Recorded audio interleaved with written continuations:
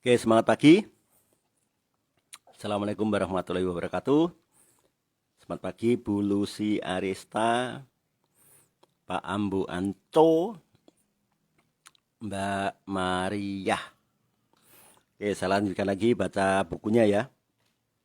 Ini buku yang sangat dahsyat sekali, yang saya baca ketika saya umur 12 tahun. 13 tahun. Iya, 13 tahun. Ketika saya udah memutuskan untuk fokus jualan burung dan tidak mau sekolah lagi. Pada waktu itu saya udah mantap untuk tidak sekolah. Bukan berarti saya bodoh, bukan. Bukan berarti saya tidak menghargai sekolah, bukan. Karena di sekolah itu pun saya juga tidak jelek-jelek amat ya. Tapi saya kepengen terkenal. Di sekolah itu saya pengen terkenal.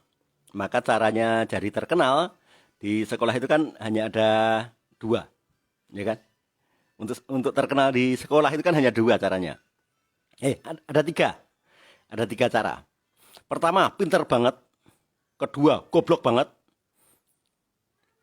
Yang ketiga, nakal banget. Saya pinter banget juga enggak. Goblok banget, ya tidak. Nakal banget juga tidak.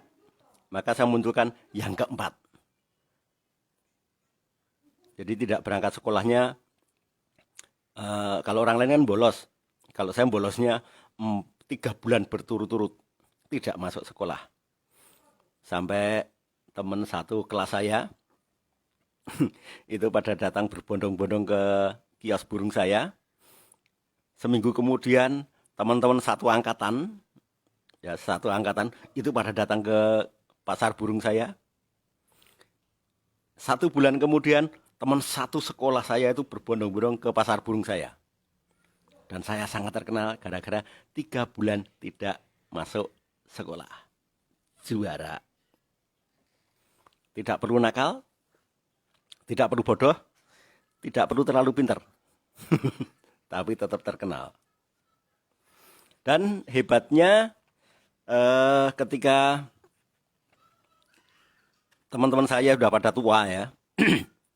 Ada yang jadi dokter, ada yang jadi tentara, ada yang jadi polisi, ada yang jadi dosen, ada yang asisten dosen, ada yang jadi penyuluh pertanian, ada yang bidan. Suatu ketika itu mereka mencari Facebook saya dan ketemu. Kemudian mereka minta nomor WA saya. Kemudian saya dimasukkan ke grup WA. Dan saya diundang untuk acara reuni. Aneh kan? Saya tidak lulus sekolah, tapi saya diundang di acara reuni. Dan lebih aneh lagi, di acara reuni itu mereka memilih saya sebagai ketuanya. Aneh sekali kan? Saking terkenalnya. Dan gara-gara buku ini, saya bisa dengan sangat cepat sekali untuk merombak. Karena materi tadi malam itu kan, aku akan menjadi manusia baru.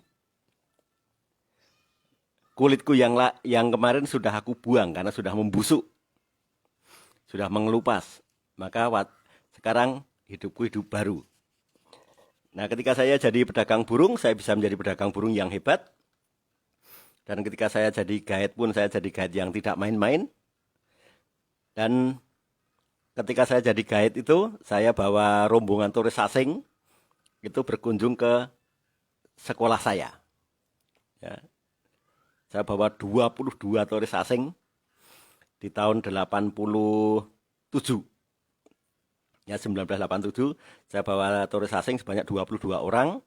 Saya ajak berkunjung ke sekolah saya. Dan saya ajak masuk ke ini, bukan hanya di lapangannya, tapi masuk ke ruang guru. Kemudian semua kelas itu kita masukin. Dan kita kasih tips bagaimana caranya belajar bahasa Inggris, dan saya yang memandunya. Dan di sana saya ketemu dengan guru bahasa Inggris saya, namanya Pak Noto. Saya bilang ke beliau, Pak, dari ilmu sekolah di sini yang saya pakai Itu ilmunya dari bapak. Padahal bahasa Inggris saya pada waktu itu paling jeblok.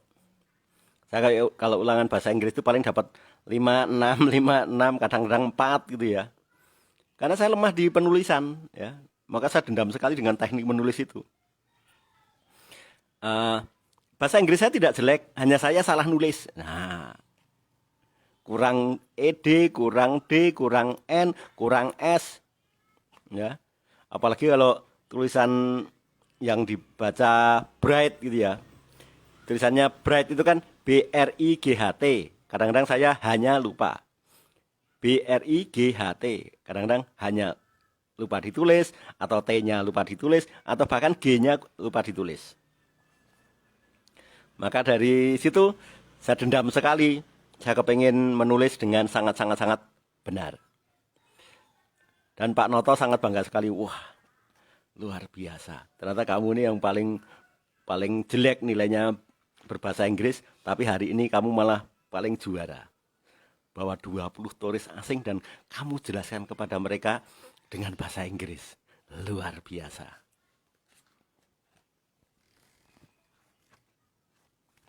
Bahkan guru bahasa Inggris saya pun diajak ngobrol sama turis asing malah nggak bisa.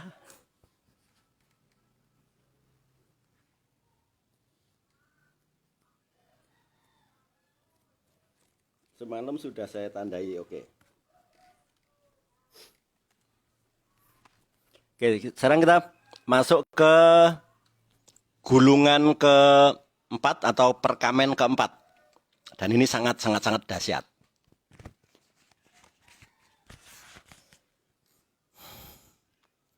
Mulai ya. Bismillahirrahmanirrahim. Aku adalah keajaiban alam terhebat. Judulnya itu. Judulnya di gulungan perkamen keempat. Ini yang harus dipraktekkan oleh si Hafidz dan diyakini oleh si Hafidz untuk menjadi penjual terhebat. Aku adalah keajaiban alam terhebat.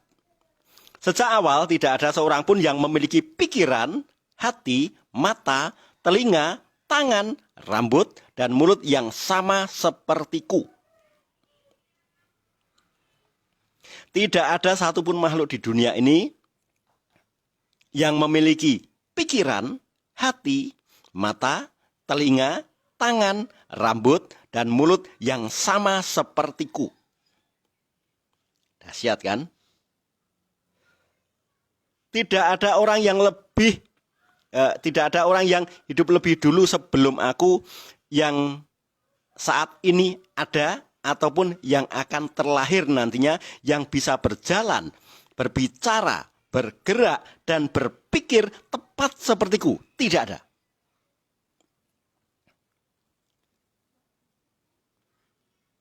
Tidak ada orang yang hidup lebih dulu sebelum saya. Tidak akan ada orang yang akan hidup atau terlahir nanti, ataupun yang kelak akan terlahir nantinya yang bisa berjalan, berbicara, bergerak, dan berpikir sepertiku. Maka aku adalah keajaiban alam terhebat. Semua manusia adalah saudaraku. Namun aku berbeda dari yang lain. Aku adalah makhluk yang unik. Sadar kan? Kalau Anda semuanya ini juga orang unik. Karena tidak ada yang sama dengan Anda. Betul kan? Aku adalah keajaiban alam terhebat. Walaupun aku bagian dari kerajaan hewan, hadiah untuk hewan itu sendiri tidak akan membuatku puas. Ya, walaupun aku bagian dari kerajaan hewan, hadiah untuk hewan itu sendiri tidak akan membuatku puas. Di dalam diriku ada api membara yang telah diturunkan dari banyak generasi sebelumku. Dan panas api itu terus-menerus melukai jiwaku untuk menjadikanku lebih baik dari sekarang. Dan aku akan melakukannya terus-menerus. Dan aku akan mengobarkan api semangatku untuk terus-menerus menyala. Aku akan mengobarkan api ketidakpuasanku ini dan memproklamirkan keunikanku ini kepada dunia. Aku akan mengobarkan api ketidakpuasan ini dan memproklamirkan keunikanku ini kepada dunia.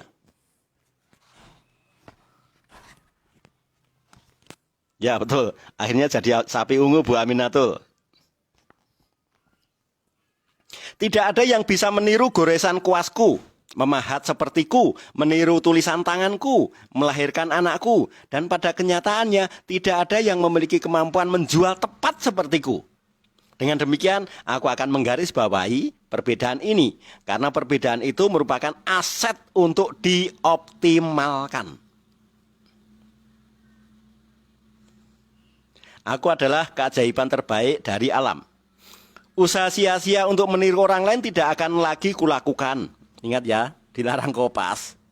Ini saya terpengaruh dari ini nih, dari buku ini nih. Mungkin kalau saya tidak baca buku ini, saya juga seperti Anda. Kopas. Berdoa saja hanya copy paste ya kan. Berdoa saja asal terdengar baik, padahal tidak menghasilkan apa-apa. Ketika dikasih amalan langsung bilang, amin. Amin. Tapi begitu dikasih, ini loh untuk sedekah yang sangat cepat, mikir. Kemarin sudah saya share untuk wakafi orang tua kita atau keluarga kita ya. Untuk wakaf itu, wakaf keluarga kita yang sudah meninggal itu pun sudah saya share itu. Itu pun tidak ada satupun yang langsung take action transfer kan. Tapi kalau saya langsung transfer.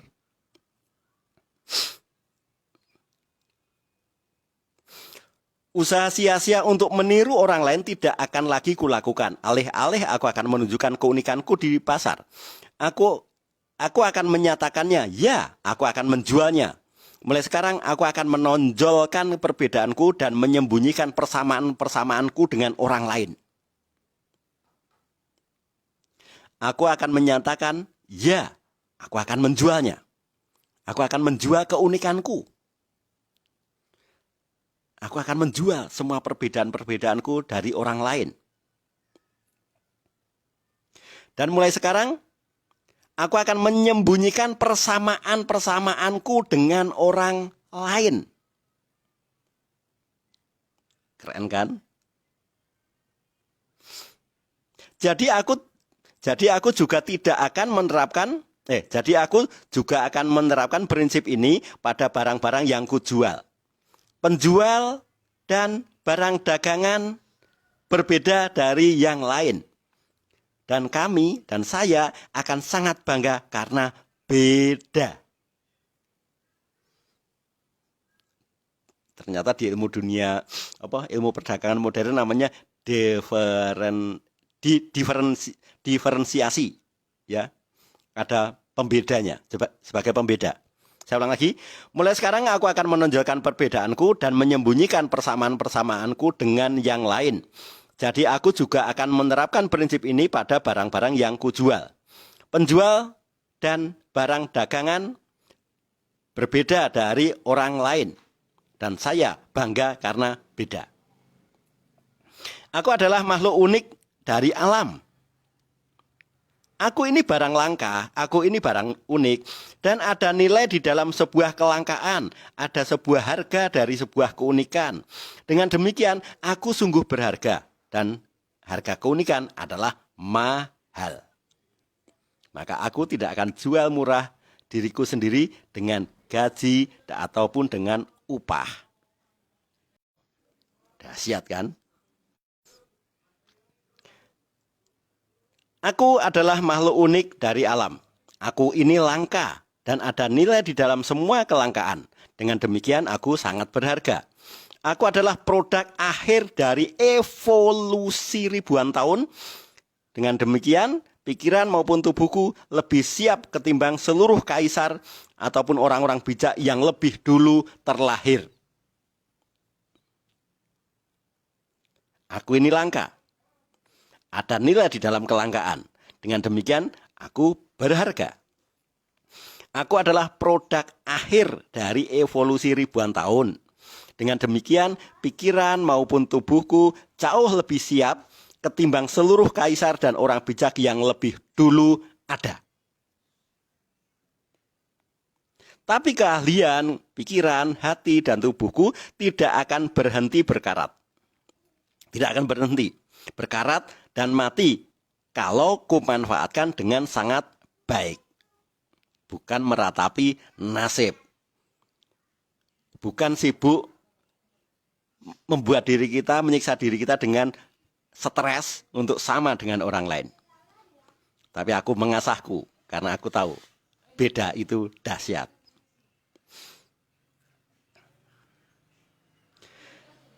Keahlian, pikiran, hati, dan tubuhku tidak akan berhenti berkarat dan mati kalau kumanfaatkan dengan baik. Potensiku tidak terbatas. Hanya porsi kecil dari otakku yang aku gunakan, hanya sedikit ototku saja yang kulenturkan. Aku bisa meningkatkan pencapaianku kemarin 100 kali lipat atau lebih. Dan aku akan melakukannya mulai hari ini. Oke.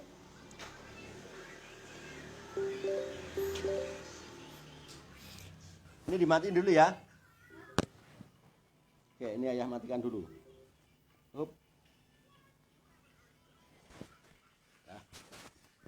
Biar suaranya nggak masuk. Kamu ke sana, main di sana.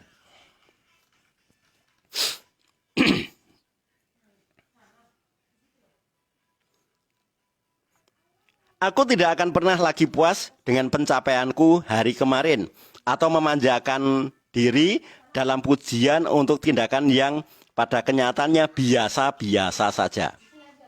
Jadi prestasi hari ini, prestasi kemarin itu bukan apa-apa. Kemarin itu adalah biasa-biasa saja. Ketika hari ini saya bisa menjual banyak, saya tidak akan merayakannya. Karena kenapa? Karena keberhasilan hari ini akan menjadi biasa-biasa saja pada keesokan hari.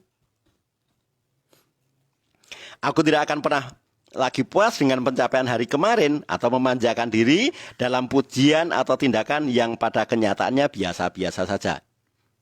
Coba teman-teman, kalau ini Anda maknai ketika Anda naik peringkat. Anda kejar gold.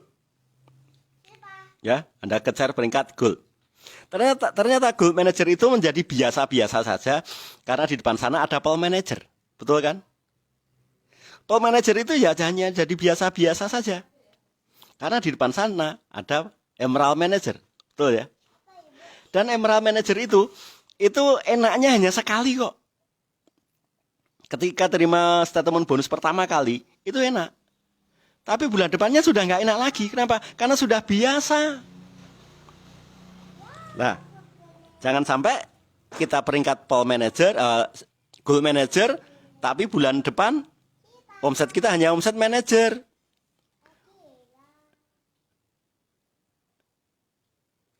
Masa bulan ini gold manager, tapi bulan depan 3.000 poin. Apa enggak malu? Ya kan? Apa enggak izin? Masa pearl manager sekarang 20.000 poin, tapi besoknya 7.000 poin. Ya apa enggak malu? Malah turun derajat, ya kan? Turun kualitas. Turun kualitas dan turun kuantitas. Kan menyedihkan. Bagaimana kalau peringkat diamond? Masa peringkat diamond hanya 5.000 poin? Apa enggak malu? Belum pernah baca buku ini sih. Tapi kalau Anda nanti baca buku ini, Anda akan settle. Anda akan juara betul. Sekali Anda gold manager, maka pantang bagi Anda untuk di bawah 10.000 poin. Sekali Anda pearl manager, pantang bagi Anda untuk di bawah 20.000 poin. Kalau Anda diamond, pantang bagi Anda kalau di bawah 50.000 poin. Pantang. Belum baca buku ini sih.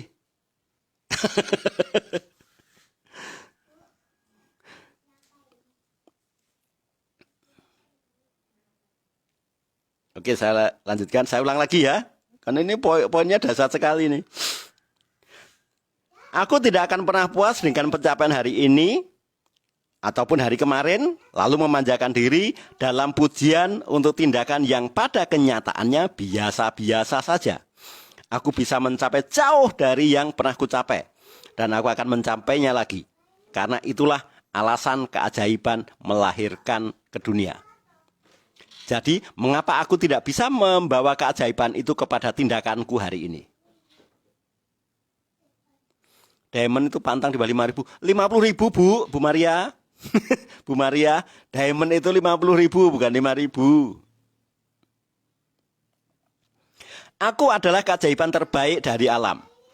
Aku tidak terlahir ke bumi karena kebetulan. Aku adalah keajaiban terbaik dari alam. Aku tidak terlahir ke bumi karena kebetulan. Aku di sini karena satu tujuan, yaitu berdiri kokoh seperti gunung, bukan tenggelam dalam butiran pasir. Dengan demikian, aku akan mengerahkannya. Seluruh upayaku untuk menjadi gunung tertinggi dan menggunakan potensiku semaksimal mungkin. Aku akan meningkatkan pengetahuanku tentang manusia, tentang diriku sendiri, dan barang yang kujual. Dengan demikian penjualanku akan berkali lipat. Aku akan berlatih memperbaiki diri dan memoles kalimat yang akan kuucapkan ketika menjual barang daganganku, karena inilah fondasi karirku. Aku tidak akan pernah lupa.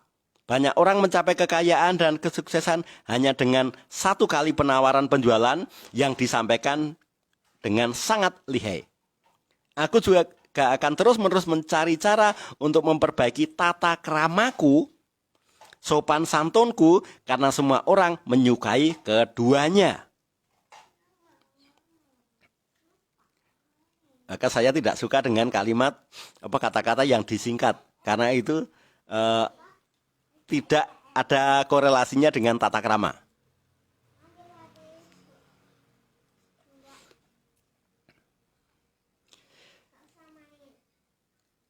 Aku adalah keajaiban terbaik dari alam. Aku akan memusatkan energi pada tantangan saat ini, dan tindakanku itu akan membantu melupakan hal-hal lainnya. Semua masalah di rumah akan kutinggalkan di rumah. Lah, ini namanya fokus. Ini namanya fokus. Saya ulang lagi. Aku akan memusatkan energiku pada tantangan saat ini, dan tindakanku itu akan membantu melupakan hal-hal lainnya. Semua masalah di rumah akan kutinggal di rumah. Aku tidak akan memikirkan keluargaku ketika aku sedang berada di pasar. Karena hal itu akan membuat pikiranku berkabut. Masalah di pasar akan aku tinggal di pasar, dan aku tidak akan memikirkan pekerjaan ketika aku sedang berada di rumah yang akan mengurangi kasih sayangku pada anak istriku. Ini namanya fokus. Saya ulang ya. Aku akan memusatkan energi pada tantangan saat ini, dan tindakanku itu akan membantu melupakan hal-hal lainnya. Semua masalah di rumah akan kutinggal di rumah. Aku tidak akan memikirkan keluargaku ketika aku sedang berada di pasar. Karena hal itu akan membuat pikiranku berkabut. Masalah di pasar akan aku tinggal di pasar. Dan aku tidak akan memikirkan pekerjaanku ketika aku sedang berada di rumah. Karena itu akan mengurangi rasa kasih sayangku kepada anak istriku. Dahsyat tidak? Ketika kita di rumah, kita lupakan asa. Asik toh? Ketika sedang piknik, lupakan bisnis. Keren kan? Ketika sedang berbisnis, ya lupakan rumah. Ketika sedang presentasi, ya jangan mikir. Ketika sedang online, ya jangan mikirin, ini Pak sinyalnya muter-muter. Anda gak dapat apa-apa, Anda hanya dapat muternya saja. Tuh ya.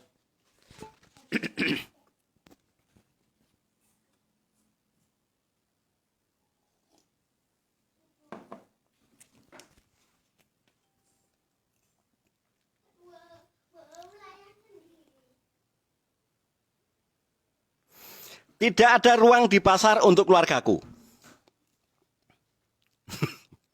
Asik sekali ini kata-katanya. Tidak ada ruang di pasar untuk keluargaku, juga tidak ada ruang di rumah untuk pasarku. Aku akan memisahkan kedua masalah itu. Tetapi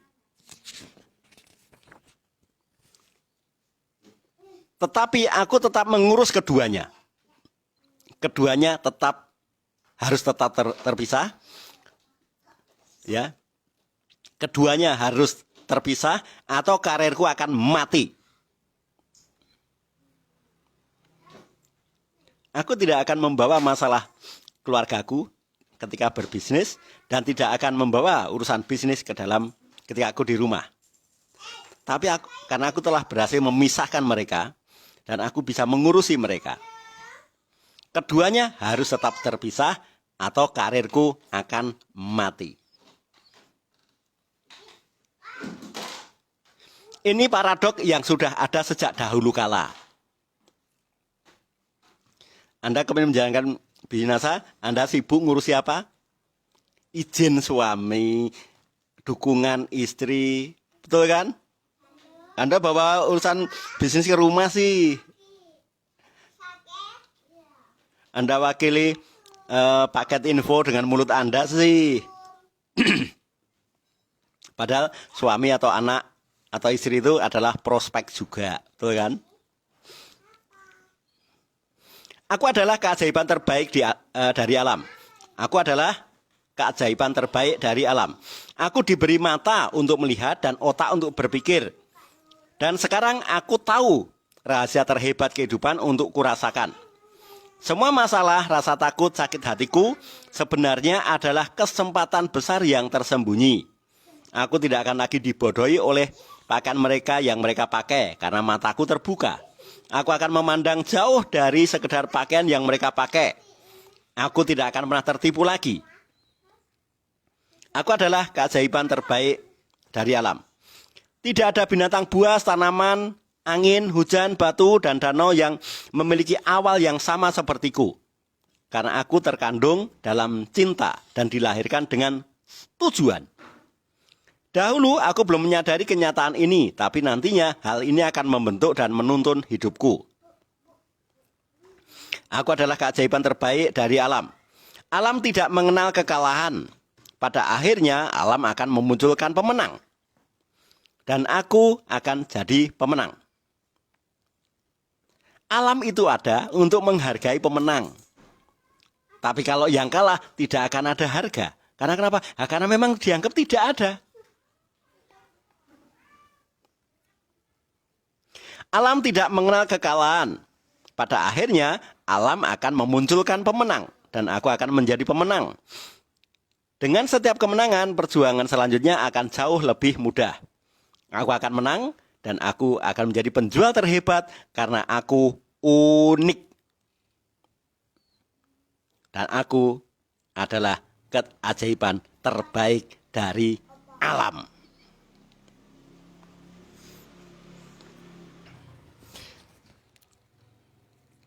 Cukup sekian, saya lanjutkan nanti jam 3 atau setelah adzan asar. Oke, Bapak Ibu sekalian.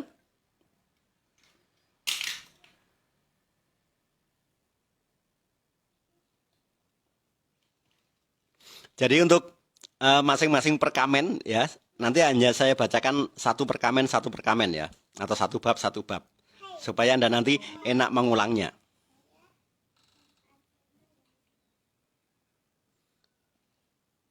Jadi Anda nanti cukup bisa memutar ulang, dan memutar ulang setiap perkamen.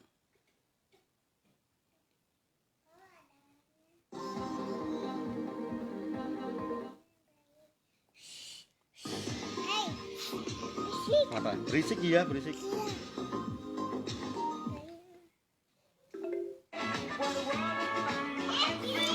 Terima kasih Bapak Ibu. Terima kasih. Assalamualaikum warahmatullahi wabarakatuh dan semangat pagi.